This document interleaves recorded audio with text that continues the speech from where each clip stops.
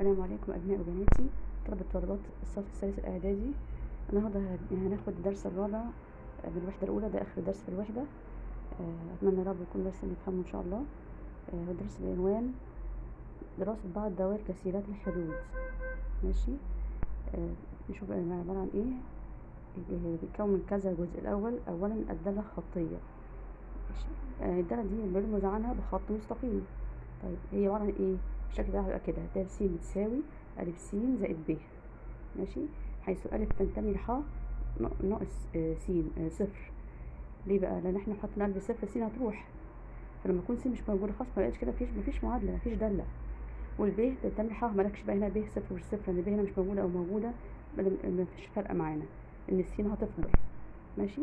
دي يسمى الشكل ده لما بتشوفه ده نقول عليه إيه؟ دالة خطية. ودي دالة كثيرة الحدود من الدرجة الأولى. ليه من الدرجة الأولى؟ عشان س الأس بتاعها إيه؟ 1. طيب هنا نشوف أشكال الدالة الخطية. بيقولك أيه مثلا ح د س بتساوي س ناقص 1. أدي شكل أشكال الدالة الخطية. أو د س بتساوي 2 س زائد 1. أو مرة حضرتك الب بالماينس، مرة حضرتك الب بالزائد. ماشي. طيب هنا قالك د س بتساوي 3 س. هنا بصوا بقى، خدت بالكم هنا الب مش موجودة، يبقى كان الب كان ايه؟ كانها بتساوي صفر. هنا مفيش مشكلة، الب بتبقى منتمية للحرف كلها بما فيها الصفر. طيب بقول لك في كل دوال الجولة دي الأس متغير الس بيساوي ايه؟ 1. عشان كده ايه؟ بالدرجة الأولى. ماشي. طب بيقول بقى التمثيل البياني للدالة الخطية. دي اداني هنا الدالة الخطية بقى ايه؟ س بتساوي أ س زائد ب، تتمثل بخط مستقيم. ماشي. محور صادات في النقطة صفر وب، ومحور سينات في النقطة سالب ب على أ وصفر. الكلام ده هنشوفه تفصيله في مثال. الكلام ده هو محور صادات محور السينات. نشوف اللي بعده. ماشي. بيقول لك لما يجي بقى امثل الدالة الخطية، ماشي، عشان اعوض في معادلة الدالة الخطية كفاية قوي ان انا اعرف زوجين مرتبين. ماشي. او ممكن بحط واحد تالت للايه؟ للتأكيد الخط المستقيم. ماشي. نشوف الكلام ده على مثال. بيقول لي د س بتساوي 2 س ناقص 3. اوكي. وفي مثال تاني ر س بتساوي ناقص نص على ناقص نص س.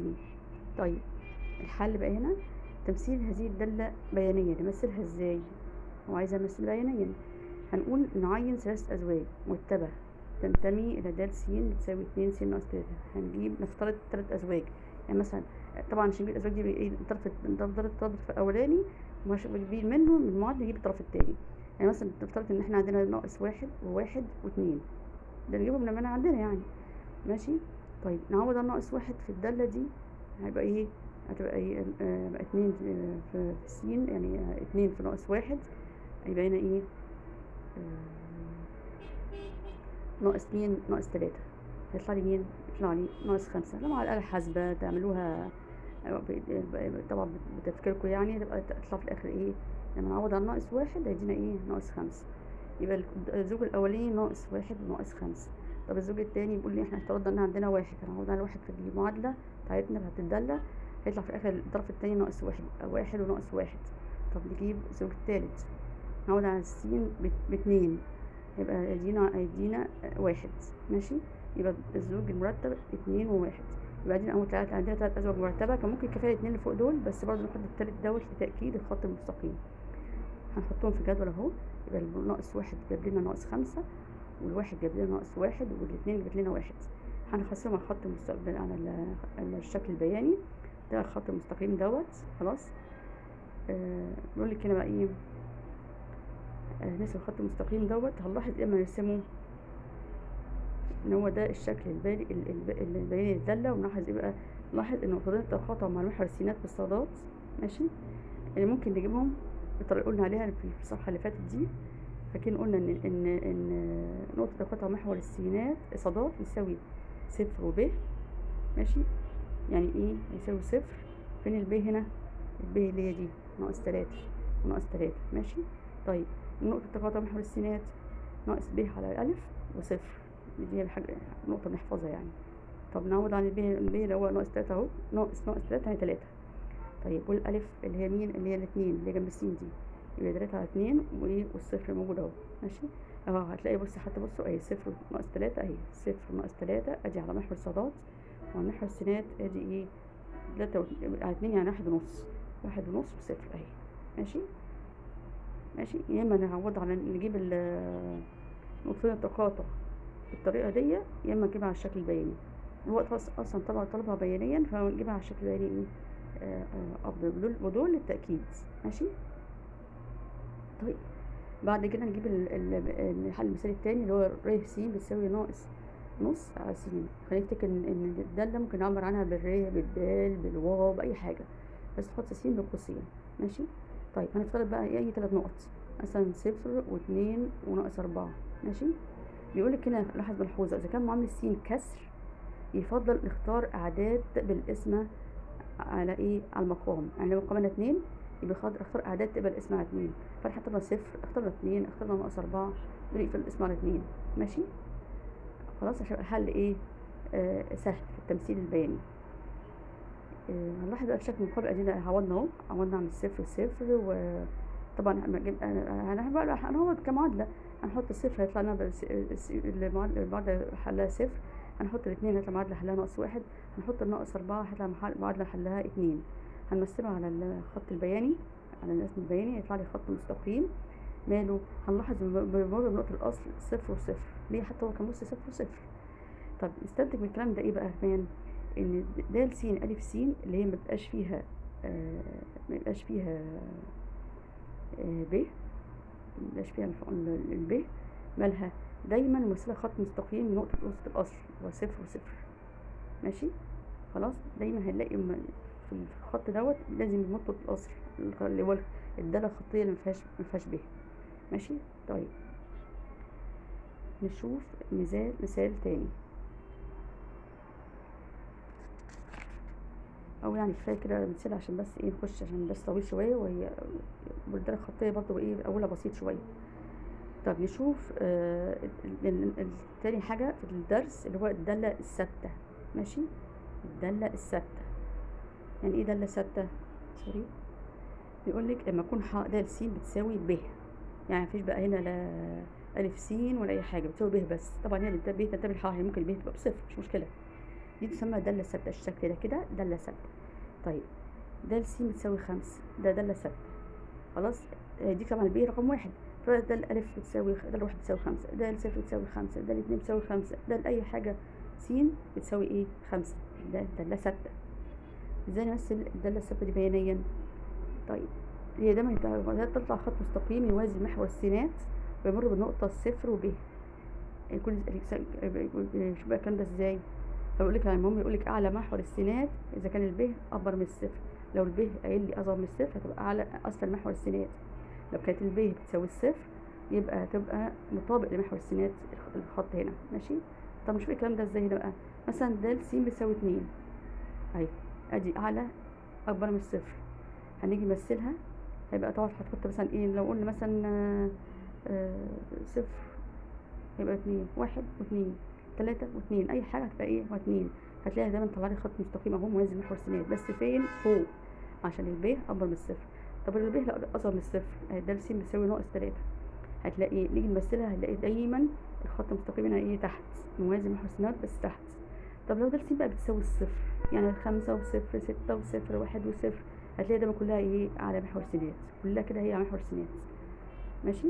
ولازم هتمر طبعا بنقطه ايه صفر وصفر. ماشي. خلاص هنا مبقاش في الاولاني الجزء الاولاني دوت لازم تمر بنقطه صفر واتنين، عشان ايه التمن الب بتساوي 2، وهنا لازم تمر نقطه صفر ناقص 3 عشان الب بتساوي ناقص 3، وهنا دايما تمر بنقطه صفر وصفر عشان الب بتساوي صفر. ماشي اوكي كده. طيب نشوف بعد كده، بيقول لك هنا ثالثا الداله التربيعيه. طيب ايه الداله التربيعيه؟ يعني ايه تربيعيه؟ يعني الاس بتاع السين ايه 2. ماشي. هيبقى شكلها كده د س بتساوي ا س تربيع زائد ب س زائد ج، دي داله تربيعيه حيث ا وب وج اعداد حقيقيه، والف لا تساوي الصفر، الف بس هي اللي تساوي الصفر. ليه بقى؟ لان هي لو ساوت الصفر هتبقى دي ضله ايه؟ خطيه، صح؟ هي راحت السين تربيع، فهتبقى داله خطيه مش هتبقى تربيعيه، فلازم يكون الالف لا تساوي الصفر. لكن الب والجيم تنتمي ح بكلها بالصفر بتاعها كمان، ماشي. ودي اسمها داله كثيره حدود من الدرجه الثانيه. من الدرجه الثانيه ليه؟ عشان الاس بتاع السين فيها باتنين. نشوف امثله الداله التربيعيه. مثلا دال س بيساوي س تربيع، يعني كفايه عندي بس كفايه اكتفى بس حتى بالطرف فيه الف، يعني حتى هنا ب وج كانهم بصفر. في كمان شكل دال س بيساوي س تربيع ناقص 3، هنا كأن الب هي بصفر. هنا دال س بتساوي 3 س تربيع ناقص 7 س زائد 2. هنا الدالة شكلها كلها بكامل حالتها، فيها الألف والب والجيم. طب قال لي دال س بتساوي 6 ناقص س تربيع زائد س. هي لخبط شكل الدالة بس، كل اللي هنعمله احنا هنعيد ترتيب الشكل الدالة. طيب يبقى الدول دي كل الدول السابقة قوة المتغير س أكبر من ايه؟ هي 2، عشان كده اسمها الدالة من الدرجة الثانية أو دالة تربيعية. طب ازاي نمثل بيان بقى الدالة التربيعية دي؟ احنا بنقول كده الأعداد الحقيقية من الدالة التربيعية دي هي مجموعة أعداد حقيقية، يعني مجموعة غير منتهية، فدايما هيديك ايه؟ تمثلها بشكل فترة، لأن هي بتبقى شكل منحنى كده، المنحنى ده معاك، ماشي. مش هقول لك بقى أنا بأزواج مرتبة، لا ده بشكل فترة، ماشي.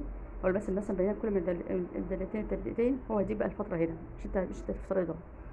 ده س بتساوي س تربيع متخذا س تنتمي للفترة مقفولة ناقص 3 و3.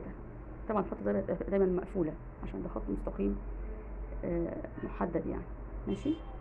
طيب هنا طيب بيقول لي ده س بتساوي س تربيع، عايز مرة يمثل دي ومرة مثلا ده س بيساوي ناقص س تربيع. انا لما نعوض هنا عن في فترة من ناقص 3 3 هيبقى عندنا ناقص 3 وناقص 2 ناقص 1 وصفر و1 و2 و3. طبعا في اللي جواهم بينهم، بس طبعا مش هنعملهم، نعمل ايه اللي نقدر نعمله عندنا بسهولة يعني ارقام. هنعوض عن ده ناقص 3، يعني ناقص 3 أس 2 يعني ايه 9، ونعوض بقى عن ناقص 2 ونعوض عن ناقص 1، عملية سهلة.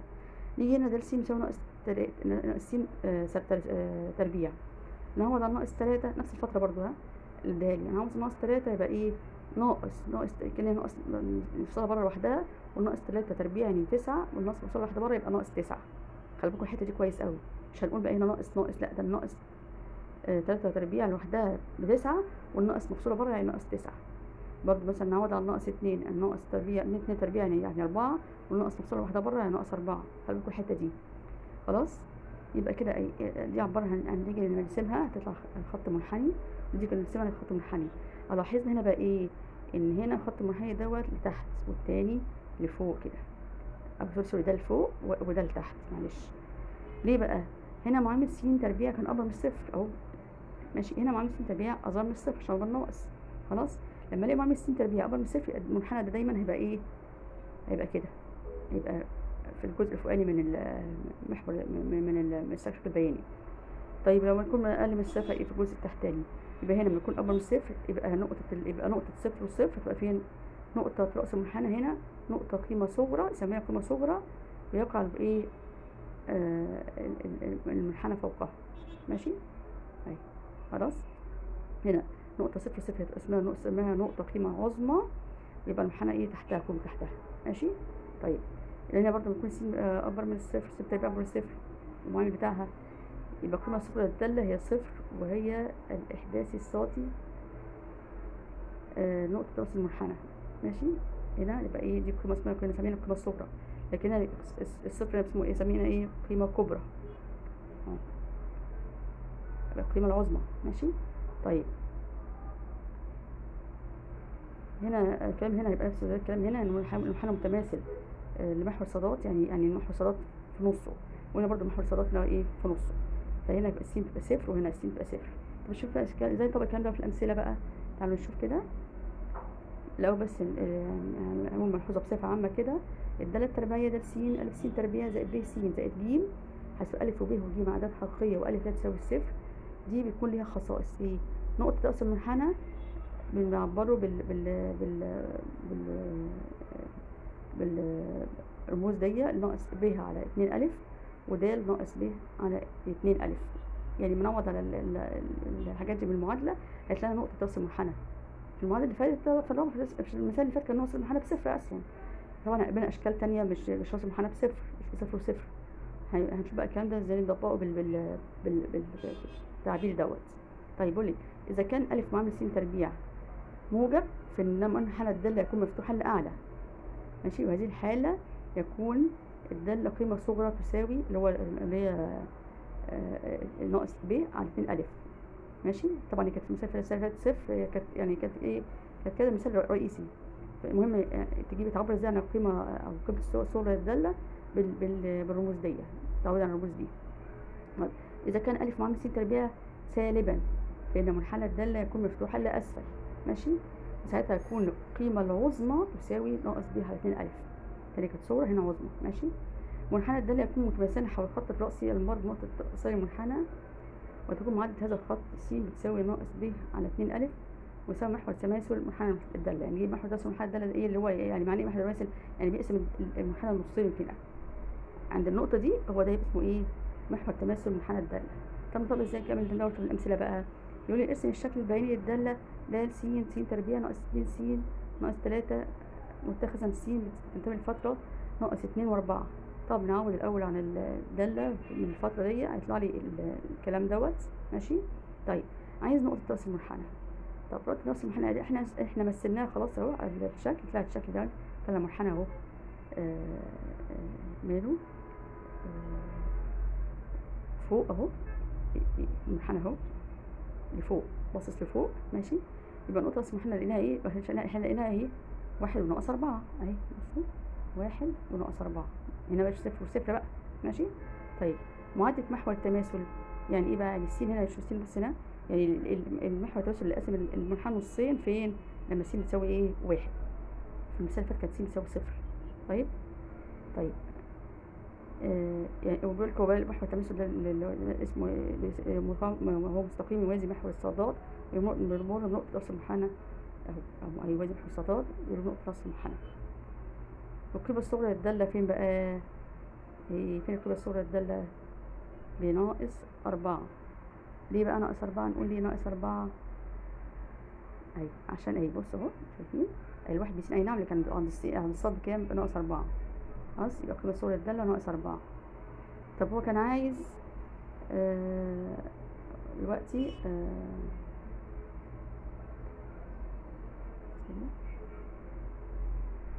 وكده احنا عملنا معلش اسف، عملنا كده كل اللي طلبه.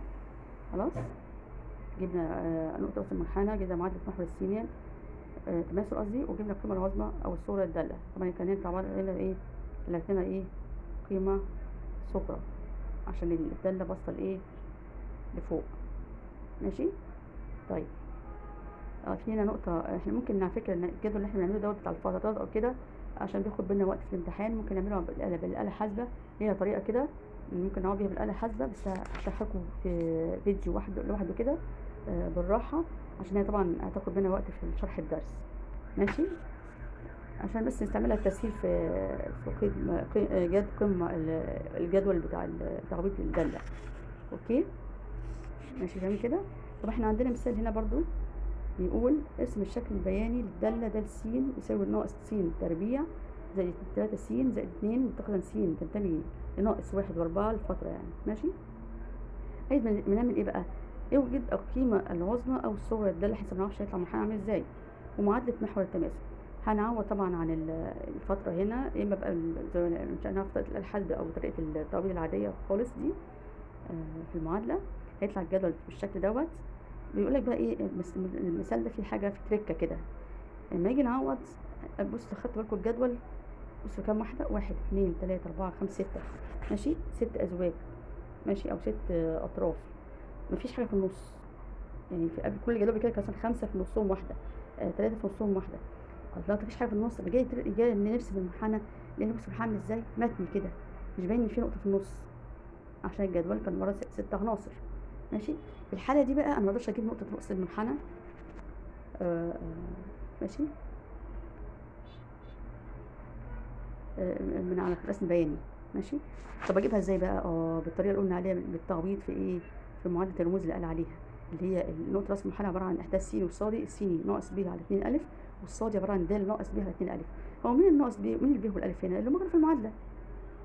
يبقى في المعادله اللي هي د س بتساوي ناقص س تربيع زائد 3 س زائد 2. الب اللي هي اللي جنب الس اللي هي 3 فناقص ب يعني ناقص 3، والالف اللي هي كانت جنب الس تربيع اللي هي بواحد، فهنا على 2 في 1 اللي كانت ناقص 1 سوري على 2 في ناقص 1 ماشي خلاص. يعني ناقص 3 على ناقص 1 يعني 3 ناقص 3 على ناقص 2 قصدي يعني 3 على 2 يعني 1 ونص. اوكي كده خلاص. طيب ده نفس ده الاحداث السيني. الاحداث الصادم عن ايه؟ عباره عن د ناقص ب على 2 الف. يعني ناخد الواحد ونص دي نعوض عنها جوه المعادله عشان دي ايه؟ دي الداله بتاعت المعادله د ماشي. لما اعوض عن واحد ونص في المعادله ناقص س تربيع زائد 3 س زائد 2 هنلاقي الطرف التاني يدينا ايه؟ 4 وربع ماشي. فكده يبقى كده يبقى نقطه يبقى كده عباره يبقى كده طلعنا نقطة رأس المنحنى عبارة عن 1 ونص و4 وربع ماشي. دي جبناها طبعا ايه جبريا، مكانش ينفع اجيبها على رسم بياني عشان قلنا الجدول عناصر كلها زوجية يعني في 6 عناصر مش مثلا 7 احط العنصر في النص يبين لي على طول من رسم بياني نقطة رأس المنحنى. يعني انتوا تكونوا فهمتوا الجزئية دي قوي. تمام كده. واقدر اقول لكم كده احنا كده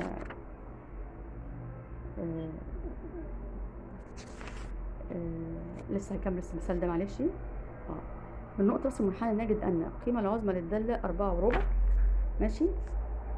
أوكي لو قال لي عايز القيمة العظمى بس 4 وربع خلاص احنا بقى عرفناها بقى ما جبنا المعادلة خلاص نقدر نحددها بقى على منحنى. أوكي كده عشان لو قال لي عايزها بقى بياني بقى نحددها احنا بقى على المعادلة من ايه؟ من الطريقة الجبرية خلاص.